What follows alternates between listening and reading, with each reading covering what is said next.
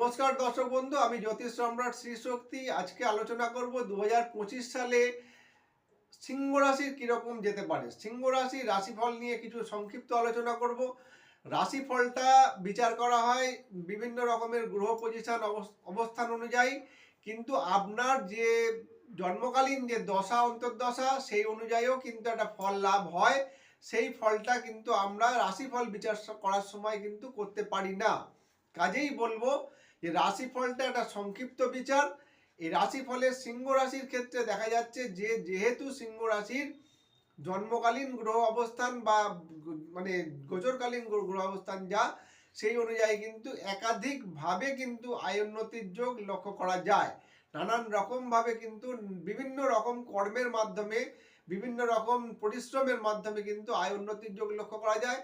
এবং এই বছরে কিন্তু খুব সচেতন থাকতে হবে। তার কিন্তু পিতামাতা যারা আছে, বয়োজ্যেষ্ঠ যারা আছে, তাদের শরীর স্বাস্থ্য নিয়ে একটু কিন্তু অসুবিধা হবে বা রোগ ভোগান্তির যোগ লক্ষ্য করা যাচ্ছে। এবং আপনার নিজের ক্ষেত্রেও দেখা যাবে যে আপনার গুপ্ত শত্রুতা তৈরি হবে এবং আপনার ক্ষেত্রে বিভিন্ন রকমের উটকো ঝুট ঝামেলা তৈরি হয়ে আপনার কিন্তু সুনাম যশ হানি হওয়ার একটা যোগ লক্ষ্য করা যাচ্ছে। এবারে দেখা যাচ্ছে যে সিংহ রাশির ক্ষেত্রে আপনি যতটা পরিশ্রম করবেন সেই অনুযায়ী কিন্তু আপনি সাফল্য শিখরে পৌঁছাতে পারছেন না এবং পারবেন না। কারণ হচ্ছে যে আপনার যেহেতু অষ্টম ভাবে, সিংহ রাশির অষ্টম ভাবে আপনার শনি অবস্থান করবে মার্চ মাসের পর থেকে, এবং সেখানে রাহু অবস্থান করবে। সেই জন্য কিন্তু একটু সচেতনভাবে চলবেন, নাহলে কিন্তু আপনার পদে পদে বিপদ অবধারিত।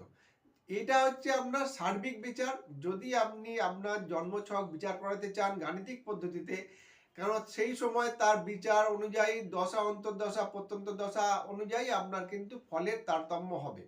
নমস্কার দর্শক বন্ধু, আপনারা সবাই সুস্থ থাকবেন, ভালো থাকবেন। আমার সঙ্গে যোগাযোগ করার প্রয়োজন হলে যোগাযোগ করতে পারেন।